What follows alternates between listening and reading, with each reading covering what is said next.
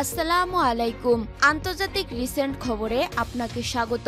শুরুতে জানাবো আমাদের হাতে থাকা সর্বশেষ বিশ্বের গুরুত্বপূর্ণ সংবাদ, এরপর বিস্তারিত। বাংলাদেশের সর্বশেষ গুরুত্বপূর্ণ আপডেট সংবাদে আপনাকে স্বাগত। শুরুতেই সংবাদ শিরোনাম, পরে বিস্তারিত। শুরুতেই জানাবো ভারতের দখলে থাকা ৫ কিলোমিটার এলাকা পুনরায় বিজিবির দখল, তবে বিএসএফের দাবি ভিন্ন। এরপর জানাবো সচিবালয়ের সামনে পুলিশ শিক্ষার্থীদের পাল্টা ধাওয়া, ৩ সদস্যের কমিটি গঠন। সচিবালয়ের সামনে বেসরকারি প্রাইম এশিয়া বিশ্ববিদ্যালয়ের শিক্ষার্থীদের সঙ্গে পুলিশের পাল্টা ধাওয়ার ঘটনায় ৩ সদস্যের তদন্ত কমিটি গঠন করা হয়েছে। আজ ডিএমপির পক্ষ থেকে এসব তথ্য জানানো হয়। এ সময় পুলিশ ২ রাউন্ড ফাঁকা গুলি ছোড়ে। জানাবো কাতার বিমানবন্দরে খালেদা জিয়ার সঙ্গে রাষ্ট্রদূত নজরুল ইসলামের সাক্ষাৎ। লন্ডনের উদ্দেশ্যে উড্ডয়নের পর কাতার বিমানবন্দরে যাত্রা বিরতিতে বিএনপির চেয়ারপারসন খালেদা জিয়ার সঙ্গে সাক্ষাৎ করেছে দেশটিতে নিযুক্ত বাংলাদেশের রাষ্ট্রদূত নজরুল ইসলাম।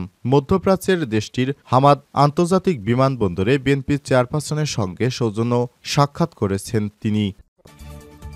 এদিকে ট্রেনের ধাক্কায় ২ টুকরো হয়ে ছিটকে পড়ল সারবোঝাই ট্রাক। জামালপুরের সরিষাবাড়িতে ট্রেনের সঙ্গে ধাক্কায় সারবোঝাই একটি ট্রাক ২ টুকরো হয়ে নদীতে পড়েছে।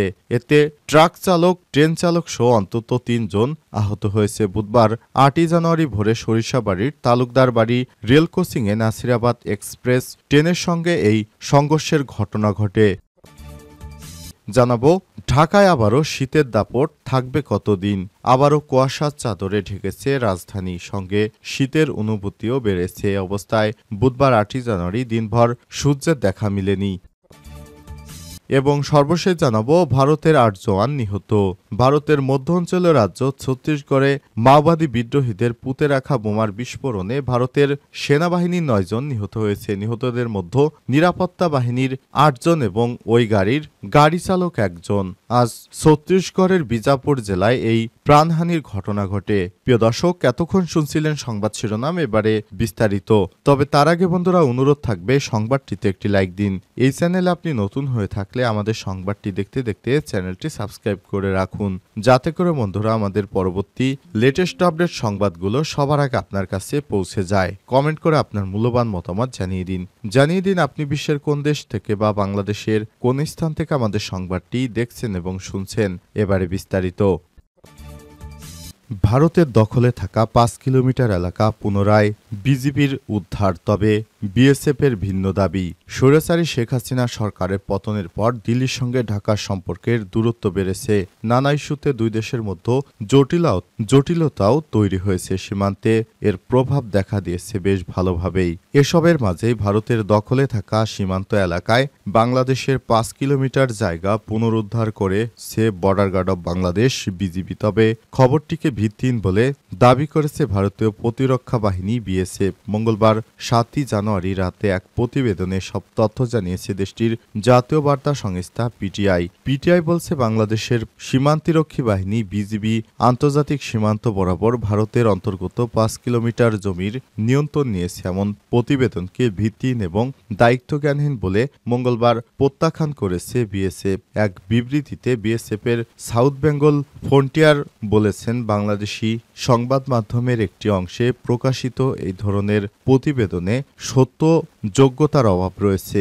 বিএসএফের বিবৃতি দাবি করছে পশ্চিমবঙ্গের উত্তর ২৪ পরগনা জেলার বাগদা ব্লকের রাংঘাট গ্রামে ভারতের দিকে এলাকাটি নিয়ে প্রশ্ন তোলা হয়েছে। সেখানে কোদালিয়া নদী বরাবর আন্তর্জাতিক সীমানা আইবি রয়েছে এবং ওই নদীর উভয় পাশে রেফারেন্স পিলারের মাধ্যমে সেটি ভালোভাবে চিহ্নিত করা হয়েছে। সেখানকার আন্তর্জাতিক সীমানা বিএসএফের ডিউটি প্যাটার্ন কয়েক দশক ধরে অপরিবর্তিত রয়েছে। বিজিবির সদস্যরা গত বছরের ১৯শে ডিসেম্বর থেকে মোটর চালিত নৌকা এবং এটিবি ব্যবহার করে ওই এলাকায় ২৪ ঘন্টায় টহল দিচ্ছে বলে যে দাবি সামনে এসেছে বিএসএফের বিবৃতিতে সেটিও অস্বীকার করা হয়েছে। বিবৃতিতে আরও দাবি করা হয়েছে ওই প্রতিবেদনগুলো মন গড়া গল্প ছাড়া কিছুই নয়। বিএসএফ এবং বিজিবির নদীর নিজ নিজ তাদের দায়িত্ব পালন করে চলেছে, যা আন্তর্জাতিক সীমানা আইইবি হিসেবে কাজ করে। বিএসএফ দাবি করছে ওই এলাকাটি বেষ্টনীবিহীন এবং চোরাচালান অনুপ্রবেশের ঝুঁকিপূর্ণ। ওই ওই ধরনের কার্যকলাপ রোধ করার জন্য কঠোর ব্যবস্থা নেওয়া হয়েছে। এতে করে ওই অঞ্চলে অনুপ্রবেশের প্রচেষ্টা নগণ্য মাত্রায় নেমে এসেছে। সচিবালয়ের সামনে পুলিশ ও শিক্ষার্থীদের ধাওয়া পাল্টা ধাওয়ায় ৩ সদস্যের কমিটি গঠন। সচিবালয়ের সামনে বেসরকারি প্রাইম এশিয়া বিশ্ববিদ্যালয়ের শিক্ষার্থীদের সঙ্গে পুলিশের ধাওয়া পাল্টা ধাওয়ার ঘটনায় ৩ সদস্যের তদন্ত কমিটি গঠন করেছে ঢাকা মেট্রোপলিটন পুলিশ ডিএমপি। বুধবার ৮ই জানুয়ারি ডিএমপির পক্ষ থেকে সব তথ্য জানানো হয়েছে। এর আগে মঙ্গলবার ৭ই জানুয়ারি সচিবালয়ের ১ নম্বর গেটের সামনে পুলিশের সঙ্গে প্রাইম এশিয়া ইউনিভার্সিটির শতাধিক শিক্ষার্থীর ধাওয়া পাল্টা ঘটনা ঘটে। এতে স্থায়ী ক্যাম্পাস ও ট্রাস্টি বোর্ডের চেয়ারম্যানের পদত্যাগ সহ ৯ দফা দাবিতে দুপুর ২:৩০ থেকে প্রাইম এশিয়া বিশ্ববিদ্যালয়ের শিক্ষার্থীরা জাতীয় প্রেস ক্লাবের সামনে রাস্তায় অবস্থান নেন। সেখানে ৩০ মিনিটের মতো থাকার পর তারা শিক্ষা ভবনের দিকে এগিয়ে যায়। জানা যায়, শিক্ষা উপদেষ্টার সঙ্গে সাক্ষাৎ করতে প্রাইম এশিয়া ইউনিভার্সিটির শিক্ষার্থীদের পক্ষে ৪ সদস্যের একটি প্রতিনিধি দল মঙ্গলবার সচিবালয়ের ভেতরে যান। শিক্ষা উপদেষ্টার সঙ্গে তাদের বিকেলে সাক্ষাৎ করার কথা ছিল। পরবর্তীতে শতাধিক শিক্ষার্থী সচিবালয়ের বাইরে অপেক্ষা করছিলেন। তবে অপেক্ষারত সেসব শিক্ষার্থীরাই পরবর্তী পুলিশের সঙ্গে বাকবিতণ্ডায় জড়িয়ে পড়ে। এরপর লাঠিচার্জ করে পুলিশের সঙ্গে পরিস্থিতি নিয়ন্ত্রণে আনতে ২ রাউন্ড ফাঁকা গুলিও ছোড়ে পুলিশ। কাতার বিমানবন্দরে খালেদা জিয়ার সঙ্গে রাষ্ট্রদূতের সাক্ষাৎ। লন্ডনের উদ্দেশ্যে উড্ডয়নের পর কাতার বিমানবন্দরে যাত্রাবিরতিতে বিএনপির চেয়ারপারসন খালেদা জিয়ার সঙ্গে সাক্ষাৎ করেছেন দেশটিতে নিযুক্ত বাংলাদেশের রাষ্ট্রদূত নজরুল ইসলাম। মধ্যপ্রাচ্যে দেশটিতে হামাদ আন্তর্জাতিক বিমানবন্দরে বিএনপির চেয়ারপারসনের সঙ্গে সৌজন্য সাক্ষাৎ করেন তিনি। বুধবার ৮ই জানুয়ারি বিএনপির পক্ষ থেকে গণমাধ্যমে পাঠানো এক খুদে বার্তায় সব তথ্য জানানো হয়েছে। খালেদা জিয়ার সঙ্গে লন্ডনে সফররত তার ব্যক্তিগত চিকিৎসক অধ্যাপক ডাক্তার এজেডএম জাহিদ হোসেনের বরাত দিয়ে এই খুদে বার্তায় জানানো হয়েছে, কাতারে হামাদ আন্তর্জাতিক বিমানবন্দরে খালেদা জিয়াকে বহনকারী বিমানে তার সঙ্গে সৌজন্য সাক্ষাৎ করেন। শারীরিক অবস্থার খোঁজ খবর নিয়েছে রাষ্ট্রদূত নজরুল ইসলাম। এর আগে উন্নত চিকিৎসার জন্য মঙ্গলবার ৭ই জানুয়ারি রাত ১১টা ৪৬ হজরত শাহজালাল আন্তর্জাতিক বিমানবন্দর থেকে কাতারে পাঠানো এয়ার অ্যাম্বুলেন্স যোগে লন্ডনের উদ্দেশ্যে ঢাকা ছাড়েন খালেদা জিয়া।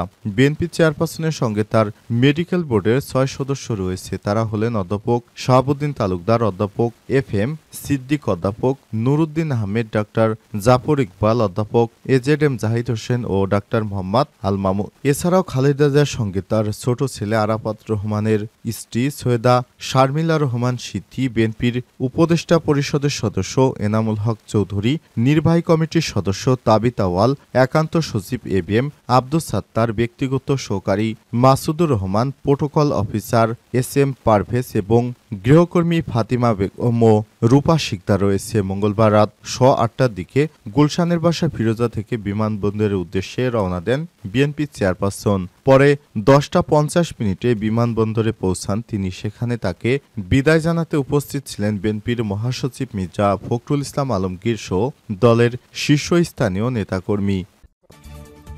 ট্রেনের ধাক্কায় ২ টুকরো হয়ে ছিটকে পড়ল ট্রাক। জামালপুরের সরিষাবাড়িতে ট্রেনের সঙ্গে ধাক্কায় সারবোঝাই ট্রাক দুমড়ে মুচড়ে ২ ভাগ হয়ে গেছে।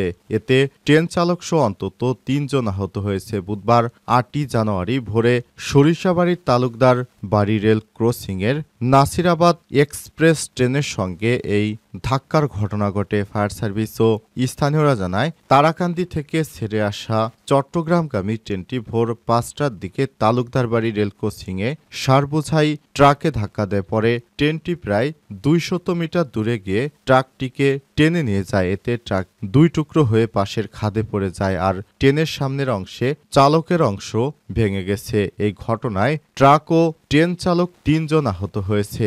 জামালপুর রেলওয়ে থানার ভারপ্রাপ্ত কর্মকর্তা OC officer in charge Mohammad Rabiul Islam বলেছেন, ট্রাকটিকে সরিয়ে জামালপুর তারাকান্দি রেল লাইনে ট্রেন চলাচল স্বাভাবিক করতে ময়মনসিংহ থেকে একটি ইঞ্জিন নিয়ে আসা হচ্ছে। এই ঘটনায় ট্রেনের চালক সহ ৩ জন আহত হয়েছে। তারা হাসপাতালে চিকিৎসাধীন।